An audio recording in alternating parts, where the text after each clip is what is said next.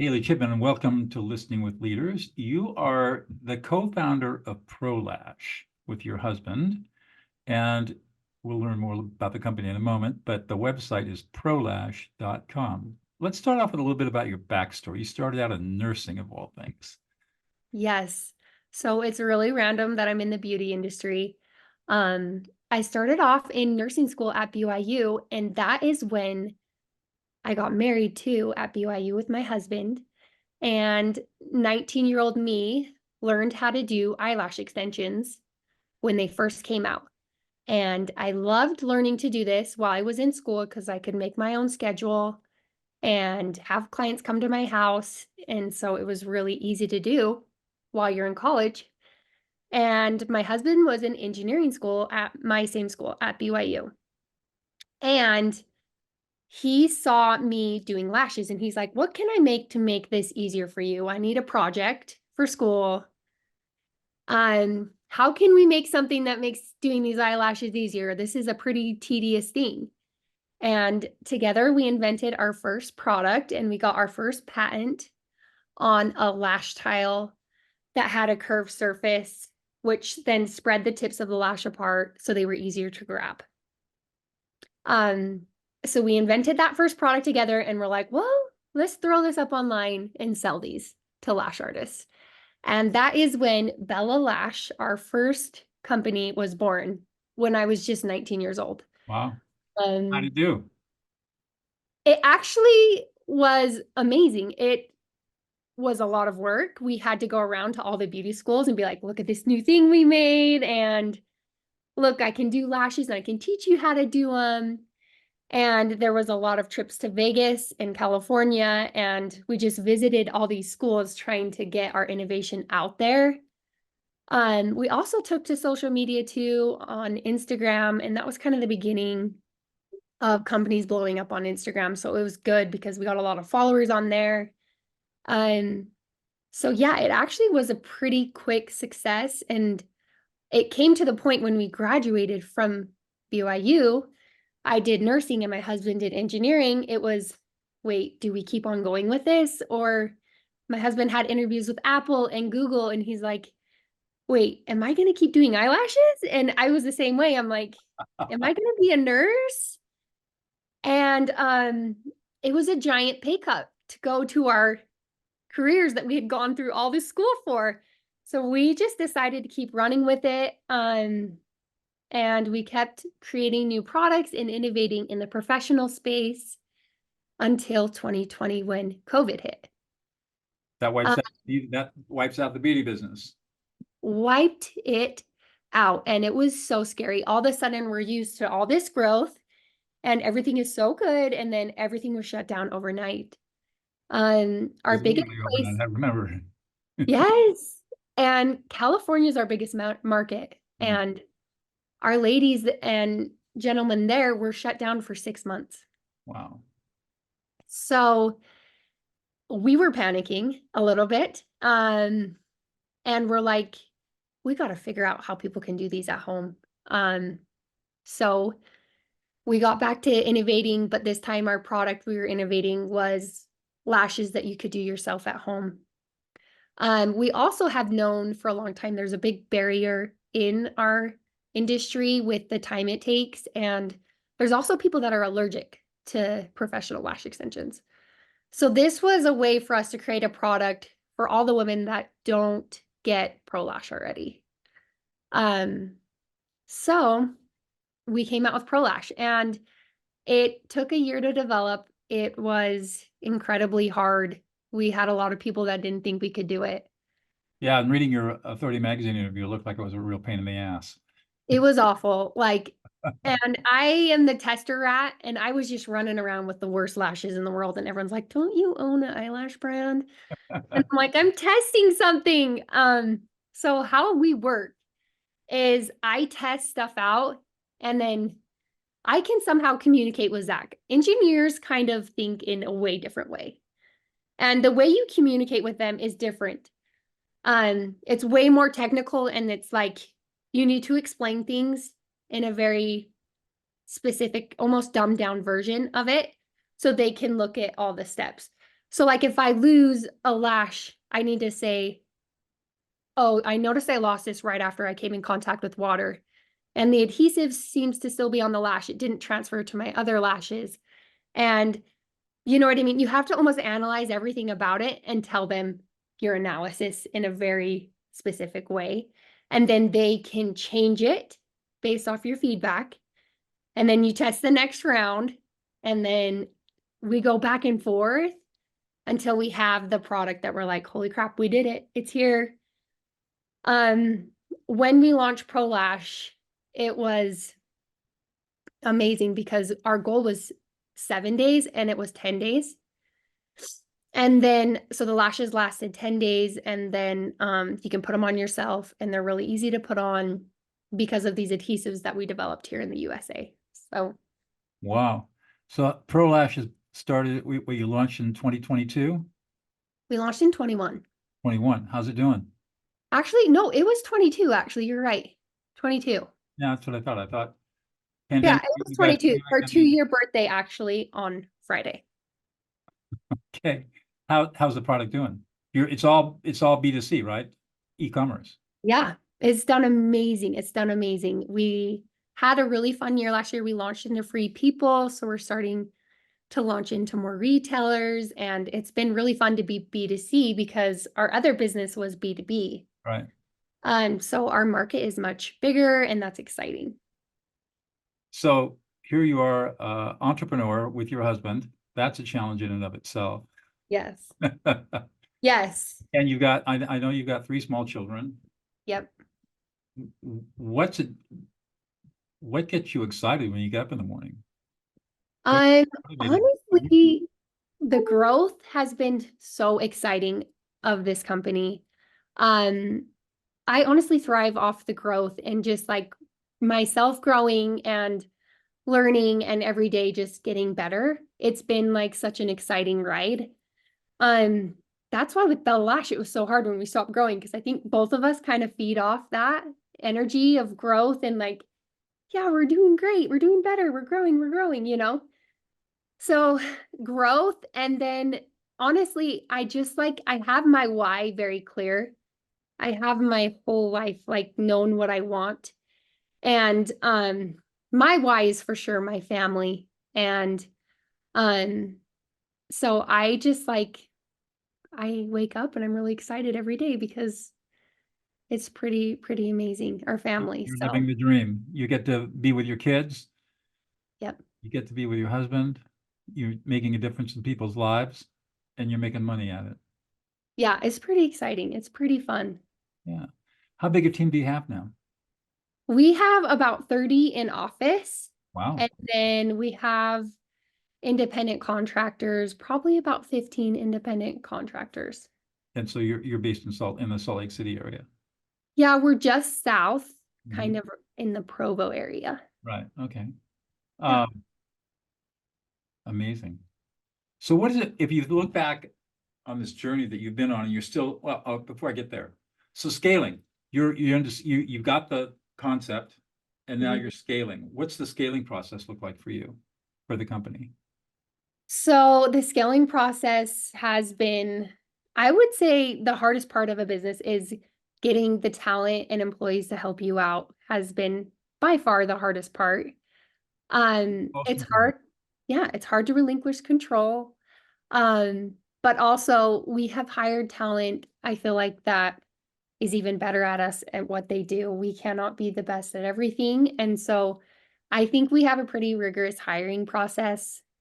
And we're very picky on who we let on the team because we have a really great culture at our work. And like I said, it's just fun and we're growing. So I think that culture is pretty fun and we're all about trying new things. The beauty industry is crazy evolving. I never thought something could change and innovate so quickly in industry, but things do. It's quick. And so we're all about like, hey, you think you like that idea? Let's try it. And letting our employees kind of run and not micromanaging them. So that's kind of I've been, interviewed, yeah, I've interviewed a lot of entrepreneurs like you on this show. And the ones that have been the most successful say the most important thing you can do is hire the right people and then let them do their jobs. Yeah, And totally. that's really the secret to scaling and success. Right. If you're going to hire a person, let's say, who's a manufacturing expert, you want to hire somebody, you want to hire a manufacturing expert, but then you want to hire that person also has to know how to hire another manufacturing expert. They have to have the skills to be a leader as well as subject matter expertise. And that seems to be the great secret of success in startups. Yeah. We also read a lot of books and we're learning. I feel like every day, like where I did nursing and he did engineering and we're running this company. It did not prepare you for leadership, did it? No. So we've had to read a lot of books. We've had to go to some conferences. We actually have gone to some Dave Ramsey conferences recently and really liked that. Uh-huh. But we love the book, The E-Myth Revisited is our favorite book. We love that book. It talks a lot about how you can create systems to really simplify your life at work. And that's a good one too. Well, you're just kind of learning as you go. Totally. So what is it unique about you that you think you bring to the table that's helped make Pro Lash so successful, and before that, Bella Lash? I think so. I've always had a knack for small, like little things, like even eyelash extensions. I got really good at the tedious little things, and to a point where I could educate people on how to do this in a better way and how to simplify their lives. When I first started doing eyelash extensions, I was trained with like a single piece of paper. And you have these like really sharp tweezers by someone's eye. And it's kind of a scary thing to do when you first start. I didn't feel prepared. And so we wrote a whole book. Like, here's how to safely do this and be comfortable doing eyelash extensions. And we were the first people to write a book on here's how you do eyelash extensions. And it was like a 60-page book/manual that really made you feel prepared. So I feel like I'm really good at seeing gaps in specifically the eyelash industry. And I think it's just because I love eyelashes. I got my first set when we got married, actually, and I fell in love with them. And so I'm not like a big beauty person. I did nursing. I was a tomboy growing up with soccer. I'm not really a high maintenance person, I would say. But I immediately loved eyelashes because it's like a high maintenance thing you can do to be very low maintenance every day. Like I get up, I don't have to do makeup, my eyelashes are done, and I go out the door. So I saw it as just like a way to be a lot more efficient. And so with Bella Lash, I feel like we were good at seeing, especially me too, as seeing gaps in our industry and just fixing those. And we've known for a long time that professional lash extensions take too long for people. And we've been trying to innovate and create a product that made it faster for 5 years. So just the fact that we innovated this Pro Lash was amazing. And I think a strength I have is testing things out and being like, yep, I love this, and communicating with our whole engineering team, especially my husband, on what we need. So what's your competition like? Do you have any competition for anything like this? Yes, we do have competition, honestly, but I think I love competition. I think it's so healthy. When we first started Bella Lash and I was young and immature, I saw competition as a huge threat. But as I've gotten older, I actually love the competition because I can't make a product that's for everyone. I really can't. I can do the best I can, but I truly firmly believe if you don't like my product, there's another product out there that you'll probably like. And I feel confident in what we've created that enough people will love it. And if you don't, then I feel confident in recommending you to one of my competitors and say, hey, you might like this one. It's a little different. It might be softer and lighter for you or more what you want. And that's come with just like maturing and seeing it as competition as healthy for sure. Well, that's just demonstrating how much confidence you have in your own product. I'm very confident in our product. It truly is unique. and innovative. Like you try on any lash and then you try on Pro Lash, and there is a very, very huge difference in the second you take them off and put them on. So it's just a different product. It's cool. It's really cool. Good. Let's talk about listing. This show is called Listing with Leaders. In my view, as a lawyer turned peacemaker, listing is the foundational skill of life, and it's a skill that not many people have mastered. Tell me about, and we talked a little bit before we went on about listing in your life. So let's talk about that a little bit. How important has listing been for you? So I told you this at the beginning, but I'll tell everyone this. I am such a logical person, and growing up, my family, we don't have much emotion. Like everyone jokes, your family never cries. We're very good at hiding the emotion and shoving it down. And so when I got married, it was huge because my husband is actually very emotional. And you can tell immediately how he's feeling very, very quickly if you can just read the signs on him, which are very clear. His emotions are like right on his sleeve, you can see them. And I really struggled when we first got married. So we had to go to a marriage therapist, and he was like, Haley, you got to get on the emotional level with him. Like, you're too logical. You can't see things as you got to get on the emotional, and then you can reason right there. But there's nothing that's going to happen when you're up here in the logical. So I learned very early on in my life how to listen to others. And I'm very grateful for JP Lilly was our therapist, and he was great. Good for you. So tell us about how you use listing as the co-founder and working in the business today. So Listing works for you. listening works for us. I check every single review. So we read through all the reviews, see how people are feeling, and we really listen to our people that use the product. We love our customers, and so we listen a lot by reading the reviews. And that's a big way that we create all of our content. And I'm really in charge of all of our content that we put out there. And so we listen to our customers and we create videos to help them. And I do lives to listen to I'm like, hey, I'm live right now. Let me know what questions you have and I'll answer them. And then also in our company, we have a ton of meetings. I feel like every time I'm there, I'm just in meetings with my people. And I have to listen the whole time. So it's been a good thing to learn early on for sure. Yeah. So you ever encountered people who aren't such good listeners? Yes. And how often does that happen? Oh, it happens all the time in the world. I feel like you said, if everyone listened a little better, Yeah, the world would be a better place. I've always seen the world as like, you don't know someone, you haven't walked on in their shoes. You don't know why they're thinking what they're thinking. I always taught that growing up. So I feel like I'm not quick to judge. I'm always like, okay, something's, you know what I mean, must be happening or going on. And I feel like the benefit of the doubt isn't there as much for people and their background. You know what I mean? So I feel like with listening, that's a thing people really struggle with, is like really, hey, maybe this person's having an off day, maybe something happened, and let's just listen to them, you know? And what happens when you do that?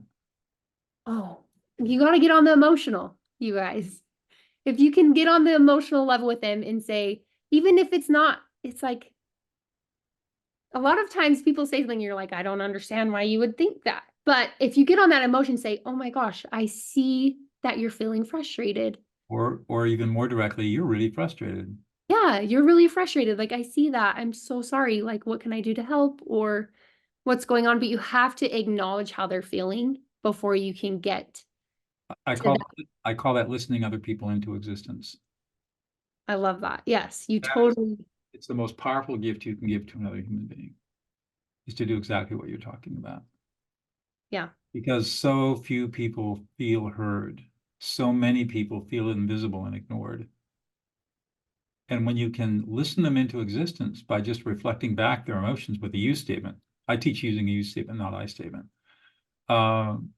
They feel gratitude, they feel validated, they feel connected, and it builds trust and loyalty and rapport like you can't believe. And in personal relationships, deep emotional intimacy. From this simple concept of just listening to emotions. Yeah, Really powerful. it really is powerful. It is. So how old are your kids? 10, 7, and 4. Oh, perfect. You listen to your kids? Oh yeah. Yeah. Oh yeah. But they are chatterboxes. I feel bad. Sometimes I'll there's like a video going and I'll see a video of me and they're asking me a question over and over again and I'm not responding and I'm like, oh crap. Whoops. Uh, but I try to really carve out time for my kids.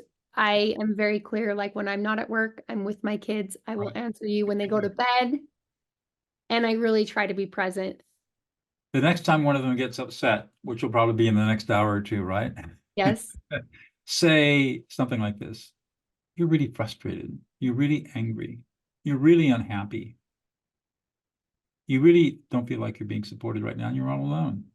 Just say those words and watch what happens. Okay, I will. Um, Research shows that the best thing a parent can do is feedback the emotions the child is experiencing so the child can learn emotional self-regulation. And children learn emotional self-regulation appropriately when their parents are reflecting back with their experiences so that they can get a handle on what it is they're feeling. I love that. I And need to use that more on my little boy for you do, sure. oh, absolutely. The research shows that if you start doing this around the age of your 4-year-old, by the time he's 12, he'll be 2 grade levels ahead of his peers academically. Because as emotional competence grows, so does intellectual competence. And unfortunately, too many families, I think like what you grew up in, crush emotions. That Yeah, doesn't mean the intellect can't grow, but it can't grow to the same degree that it can grow if you build emotional competence along with intellectual competence, I love that. which is why I teach what I teach. It's really powerful. Yeah. So where does Pro Lash go in the next 5 years? Oh, I have a goal to be in Sephora one day. So that's a big goal of ours In the retail space, in the retail space. Yes. and keep growing the company? Keep growing. Honestly, my husband, he is never gonna not do his own thing. He's always been that way since the moment I met him, and he's had to teach that to me. Um, because that doesn't come natural to me, the whole entrepreneurship. Mm. And so I can see us just keep innovating, creating new products, and really trying to own innovation in the eyelash space Do for you sure. see, do you have new products in mind that you're developing? Oh yeah, always. We'll have some really exciting actually things this year, actually, that we've been working on for like 6 months and we're finally a few months away from launching it. So Yeah, you look really excited. And you know yeah, what else is coming through? You're really proud. Really yeah, it's proud, really fun. really proud of your accomplishments. You have a sense of confidence and self-satisfaction as a young woman that say, yeah, we're doing this. Yeah, we're doing it. We're figuring it. We don't know what we're doing, but we're figuring it out. We're getting better every day. So And you're making enough money to make the house payments and keep food on the table. yep, That's what counts. that's what counts. One more question, Haley, and I'll let you go. If you've listened to my podcast, you know what it's going to be. What's one thing about yourself that we would never know unless you revealed it to us? Okay. Um, I am a clean freak. A clean freak. Yes. So I saw a reel the other day that was like a kid kept getting a water and the mom kept taking it before she was done drinking it and be like, oh, I'm just cleaning it up. And my husband gets at me all the time for this, but he'll be cooking and I'm just like putting stuff away the whole time. So I have a little bit of an OCD tendency to me of having order in my life. And I think a lot of women can Thanks. relate to that. that explains why you went to nursing school, because Yeah, that's a tendency that's really good to have as a nurse or anybody in the medical field. And I think it also explains why you've been so good in the eyelash business, because it's very detailed, intricate work. yeah, it is. It is. I work on it all the time to try to, woo, saw you got to let that go with the kids, especially. Like, Yeah. Mom, we live here. We live here. It's not gonna look like no one lives here all the time. So I have to learn to calm down a lot. I have to be like, ooh, saw, it's gonna be good. They're gonna go to bed and I can get this cleaned up, but let's just relax. Chill out. Chill out. Good. So that's one thing about me. I have some OCD tendencies, but Well, it sounds like you've got them well under control. You're aware of them and you're using them to your advantage. yes. Good. Yeah. Well, thank you so much for your time today, Haley. It's been a great conversation. Thank you so much. You're welcome. Bye.